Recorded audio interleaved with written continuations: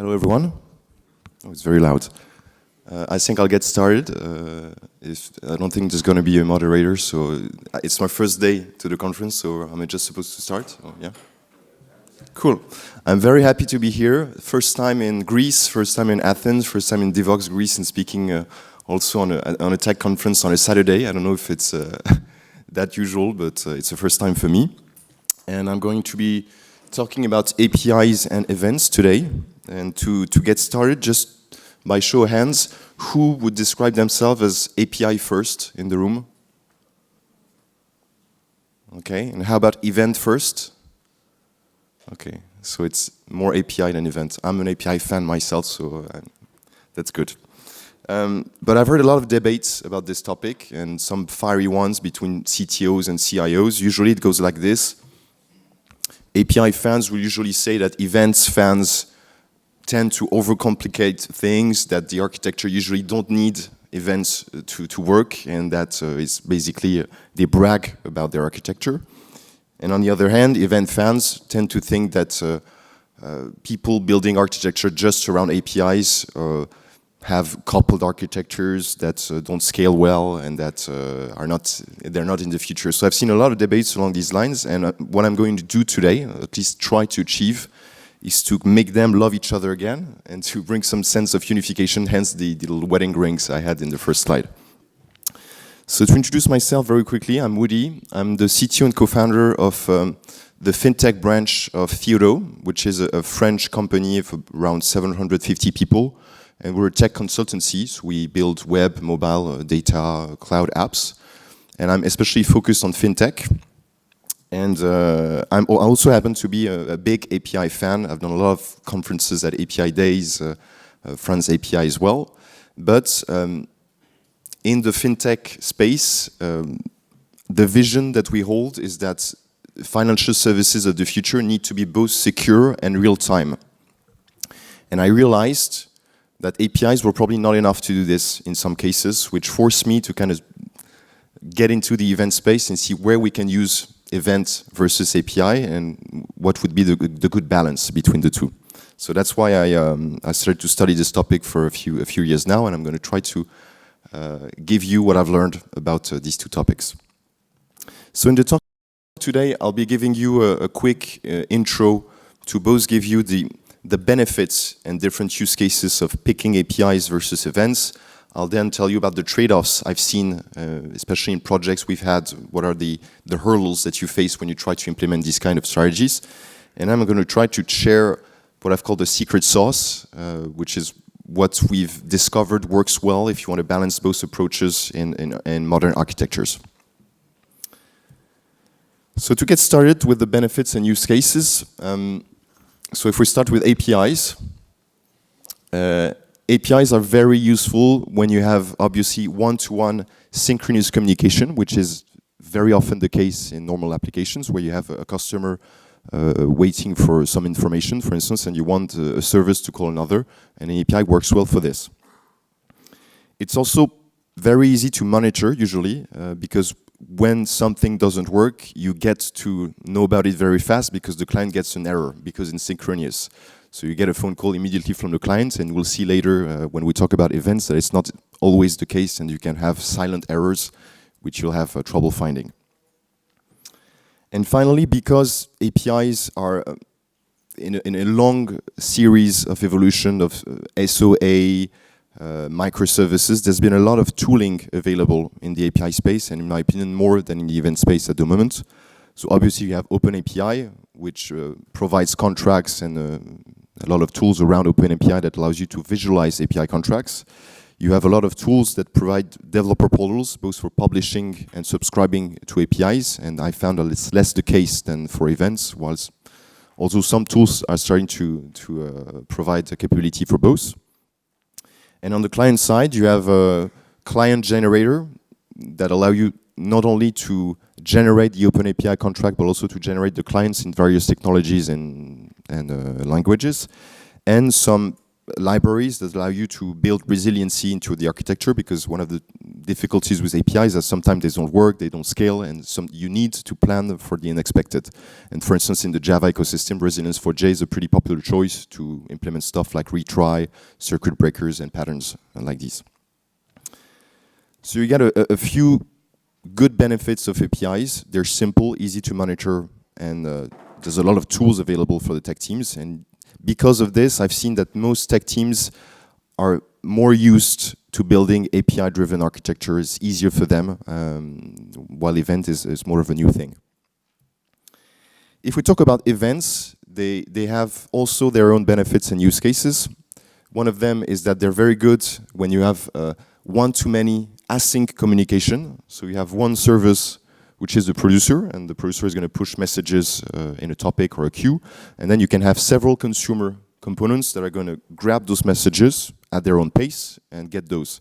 And this is what's called fan-out for those who don't know the term, but it's very practical to build this kind of architecture, which is common when you start to have large IT applications with microservices, for instance.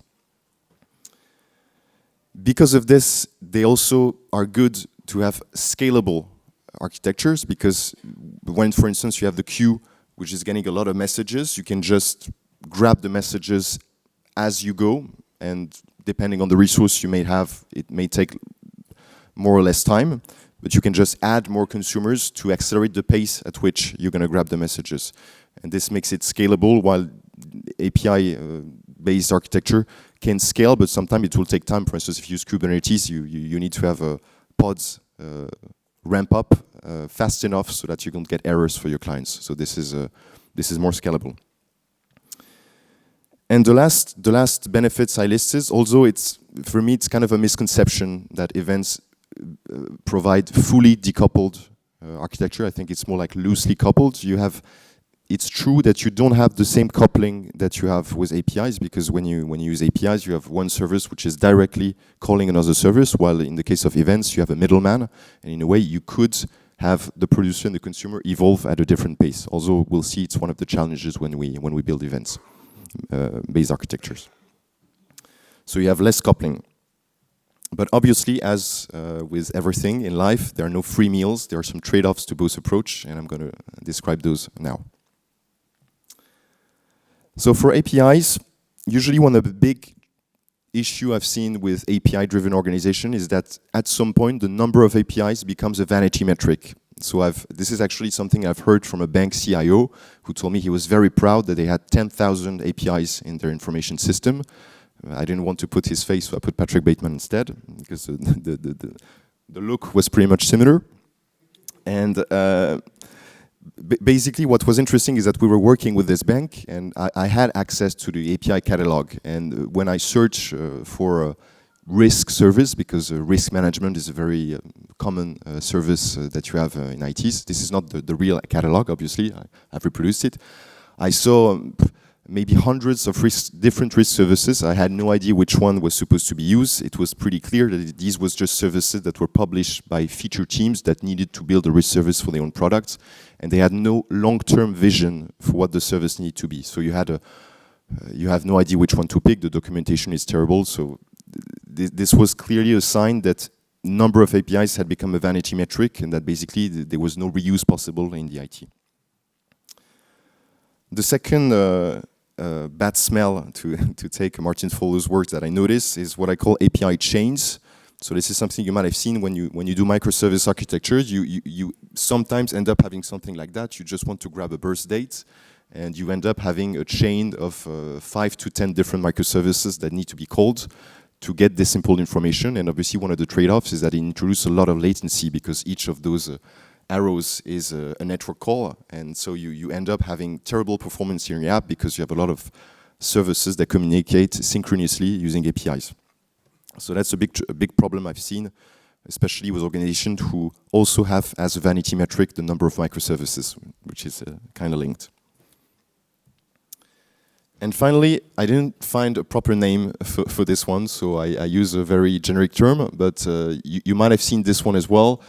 It's where, when you look at the API contract, you can see that the API was built for a very short-term need. Usually, you can see in the contract, in the parameters, or in the response, that the API was built for the UI, and you have a couple. You basically have coupled your API with the UI, which means that if tomorrow you have, for instance, a mobile application which needs to grab this balance, you're going to either have to rebuild the API, modify it, and thus risking a breaking change, or you need to parse some HTML to get the balance, which is probably not a good option.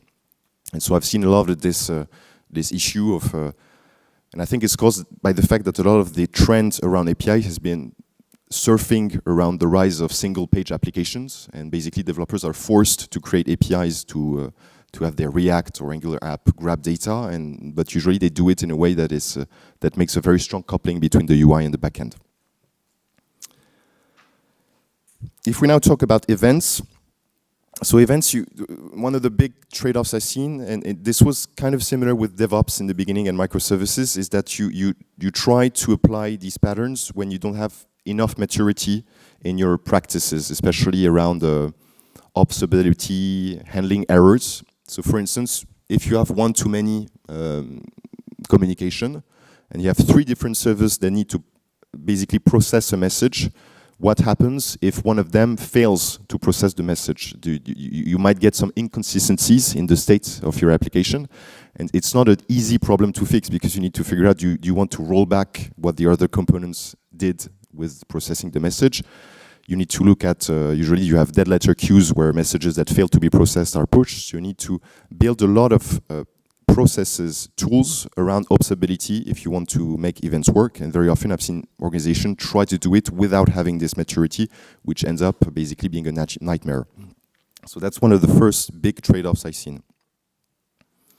The second one, I've called it event paralysis, and it's kind of the trade-off that is hidden behind there's no coupling in events, because sometimes you need to change the schema of a message that is sent in a queue. And if you've had to do this, it's very difficult because you need to find a way to migrate the schema, but in a way that it doesn't break the different consumers that process your message. And sometimes you're lucky you own the services that consume the messages, but sometimes it's different teams that do it. So it's a big problem, and I'm going to try to give solutions later in the talk. And finally, you get event obsession, and so this is a bit similar than the CIO who says he had 10,000 APIs. Sometimes CIOs or CTOs are so obsessed with events that they want to use events for everything, including very simple operations. So I've asked ChatGPT to generate a C4 model of a to-do app that was overly complex and using events, and it gives me this. So I haven't tried to implement it, obviously, but I've seen in some cases people really obsessed with events doing very simple things with very complicated patterns. So what's the secret sauce behind these different problems that I've listed so far? We're going to start with the API trade-offs. And for me, the big those different trade-offs really are kind of similar in nature around the fact that they're basically focus everything on delivery and speed rather than quality. So for me, the players who have succeeded in building API-driven architectures without those trade-offs have put a lot of focus on quality. And it's obviously the case of Stripe, which has been a big inspiration for the different patterns and processes we've built in-house. And so we've kind of set up some sort of a mental model of what constitutes good APIs that we use and that we provide our developers so that they can basically check when they build an API, is my API of good quality, or is it one of the 10,000 APIs that will end up in the trash at some point? So the first 2 points of the model that we've built is evolutive and composable. So evolutive is basically the idea that the organization takes very seriously backwards compatibility, and that when they are forced to make a change, they really document it well and they help the teams to migrate. And although they have this capacity of limiting breaking changes, they also provide a very feature-rich and value in their APIs. The second aspect is composable, and this is the idea that when you provide several APIs, they work well together. You don't have a duplication of value, and what helps the most, in my opinion, to secure these 2 key points is domain-driven design and event storming.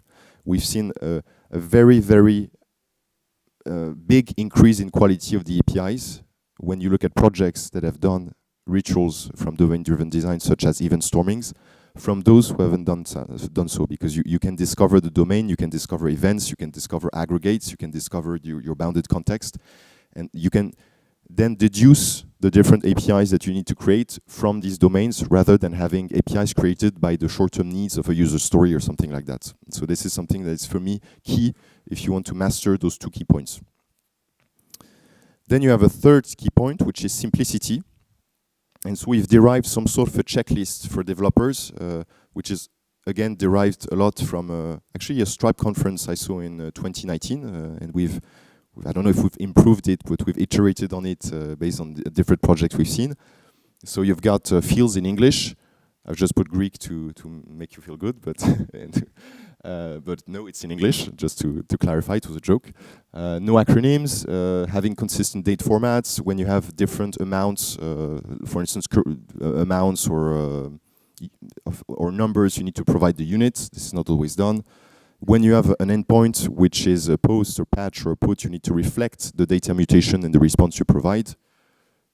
If you can favor nested structures in the responses rather than have flattened data, which is going to be hard to type client-side, try to use enums rather than booleans, because you never know when a third state might appear, so it will be better to, from day one, always use enums. Polymorphism, basically when you have a response that may vary depending on the type, try to provide a type field and then to provide inside the payload a sub-object that will allow the client to parse these different cases in a clean way. Try to be consistent whether you want to use resources with just using the HTTP verbs, or if you allow yourself to have in the URL endpoint verbs. I don't have a strong opinion on which one you should use, and Stripe, for instance, uses endpoints with cancel or abort in the name, but they're consistent in their usage of that. So I think that's what's important. And really describe your fields. Don't just translate or put spaces between the words of your field. Try to describe what the value is. I've seen a lot of people using open API generation, and they just repeat the word in the description, and it's obviously not useful. So try to take some time to describe what the field actually is. And the final 2 points on which I'm not going to spend a lot of time on is it practical? So do you provide SDKs, tooling, Postman collections, open API to the developers? And finally, is it defensive? Because thanks to Murphy's laws, things will end up failing. So do you plan well for those different cases? Do you document well errors? Do you have rate limiting documented? So everything that might go wrong will go wrong. So try to plan for it and to provide documentation to the developers who will face those problems. So this is basically the 5 key points, and what we've tried to do by spreading those key points in the company is to make it clear that when a developer builds an API or code reviews an API, he needs to have these 5 points in mind to inspect the quality of what they've built. If we now look at event trade-offs, we have actually not one big solution for those trade-offs. We have one per trade-off. So the first one, if you remember, was that migrating event schemas is pretty hard when you need to migrate the message. And there are several solutions to this problem. The one we found to work the best, and which is, in my opinion, the more elegant, is basically to invest on adapters. And so basically the principle of adapters is that you don't want to be forced to do all the migration at the same time. You want consumers to be able to migrate at their own pace, which is one of the challenges of this trade-off. And so how do you do this? Usually you build a topic on which you will push messages with the new format, and you will push also a component whose job will be to transform the new format into the old format, so that consumers can keep consuming old format messages, and you don't need to actually ask them about anything. You just build the new version yourself. And then you're able to progressively have your consumers migrate to the new format. And once they're all migrated, you can just remove this. And obviously, it takes time, but if you invest enough on your capability to build these adapter services with boilerplates or generators, you can actually make this easier, because it can happen. again, it's better to get it right the first time, because I would recommend avoiding having this issue altogether. And one thing that can help the different consumers to migrate, I've seen that in event architectures, very often you don't have as good tooling in terms of browsing catalogs, messages than you have with OpenAPI or GraphQL. And I've seen a couple of technologies such as Spotify Backstage. Some of you may know it. It was open sourced by Spotify, and it provides you a component catalog. You can browse different APIs, and from day one, they've made it compatible with async APIs, which is a way very similar to Swagger or OpenAI, which allows you to view the different messages that you can consume and the formats that you have. So I think it's important because this can create a culture of consumers browsing documentation, understanding formats, and thus you can help them migrating by doing this. The second trade-off was about observability, which is pretty hard. And there's a lot of things to do to improve observability, but one of the first step for me is to handle correlation ID. So correlation ID or request ID are basically something that you will put in the headers, and this allows you, when you have a logging tool, to very easily see everything that happened for a single request. And usually it's very well done for APIs because for instance, when you have an API controller, you can just generate a correlation ID if it doesn't already exist in the headers, and then you can just store it somewhere and, for instance, push it in the logs. And we discovered that we had a lot of errors that were not visible in our monitoring dashboard because they had no correlation ID. And the reason is there's not just the entry point of the API controller. There are other entry points for requests that you need to take care of. For instance, batch jobs, but also Kafka listeners. When your service grabs an event, you need to have somehow the same logic. And Hibernate listeners as well, if you use Java. So you really need to think of what are the different entry points to your component and really put, as soon as possible, this correlation ID generator so that you can get proper logging, monitoring, and observability along your stack. And finally, the last problem was using events for everything is not a good idea, and so this is one of the big question I had is when should we use APIs, when should we use events? So I tried to interview a lot of my tech teams on different projects. One of them said a bit what I was describing before. We have an event architecture driven. It's so much event driven that to show a bank number, we need to do it asynchronously, which doesn't make sense. So my first gut feeling was that we needed to have a way to combine both approaches. I didn't want to make a decision to use just one or the other. The second feedback I got was that teams have really used two APIs, less so for event-driven architectures. So in a way, I need to make it easy for developers and as self-service as possible for them to basically create events, which is a bit more complex because you have a middleman. When you just build APIs, you just write the API annotation in your code and it works. Here you need to have some resource that is available, which is a topic, for instance, in Kafka, and you need to push stuff in it. And some of the teams didn't know how to do that. And the third feedback I got was from someone who had to do a big migration from an API architecture to an event-based architecture, and he had to write by hand lines to actually send, persist, update, and delete events on all entities of all services of the IT. It was very cumbersome, and so I knew I had a way. I need to find a way to make it very, very easy and for it to be basically automatic for developers to do these kind of events. So the approach I've ended up with is having what I've coined API first, event always. Basically, the idea is that you want to, through domain-driven design, domain discovery, aggregate, and API discovery, you need to think of your product API first rather than feature first. But you also need to do events always. Basically, you never know when a service will need to see the event stream of your different services. So my approach is basically to always broadcast events, whether or not you might need it at the moment. And to make this easy, we've actually open sourced yesterday, just for the event, a library, which is called Spring Data Event. It's inspired a lot by Spring Data REST, which already existed, that allow you to basically automatically provide HTTP endpoints on your Hibernate entities. So we've done the same for events. So it's an alternative to change data capture, for those of you who know it, Debezium and stuff like that. But the idea was to really put it in the Spring Boot application so that developers just had to put a single annotation on an entity. Well, the annotation is data event entity, and then anytime you persist data, you update data, or you delete data, it will push events on a topic. So this was a way for us to make it as seamless as possible for developers to have this API first and event always architectures. So I'd be happy for you guys to contribute or to test it out because it's just the beginning. It's a very small library, but it could become useful, I think.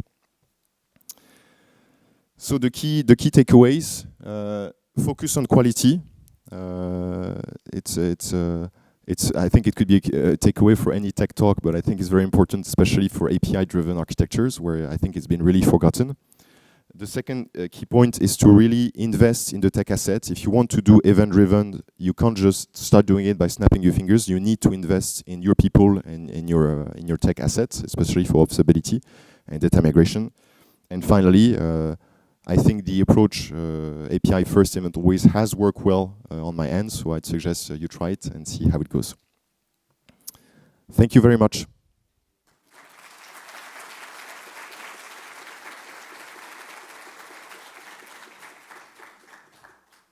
I don't know if I can take, I don't know if there are questions or if I can take questions actually.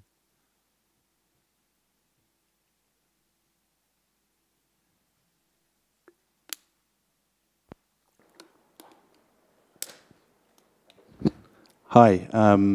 Your Spring Data Event Library that you mentioned at the end, how does that handle data consistency? Because obviously with things like change data capture, Debezium, those sorts of things, when you modify your database, you don't have to worry about a problem sending the message to Kafka. Whereas if you're doing it in code, obviously if you're updating your entity and then sending a message, one of those could fail and you have a data consistency problem. So I'm just wondering how you handle that in your framework. I didn't get the beginning of the question. Did you ask what's the difference between approaches such as Debezium or? No, I'm asking about data consistency. So we have two things happening, right? You're updating your data and you're sending a message on Kafka. So what if you write the data but the message to Kafka fails, for example? So that's the sort of classic problem with Kafka, which you can't use transactions for.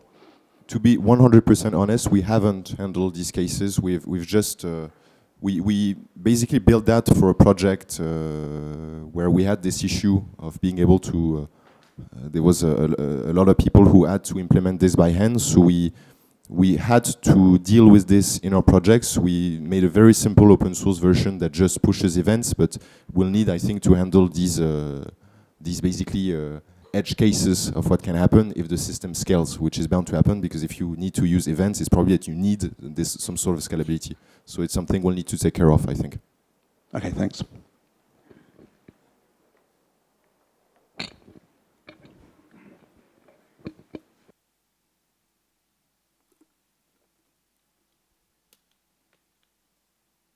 Well, thank you very much, and happy to talk to you after the talk. So.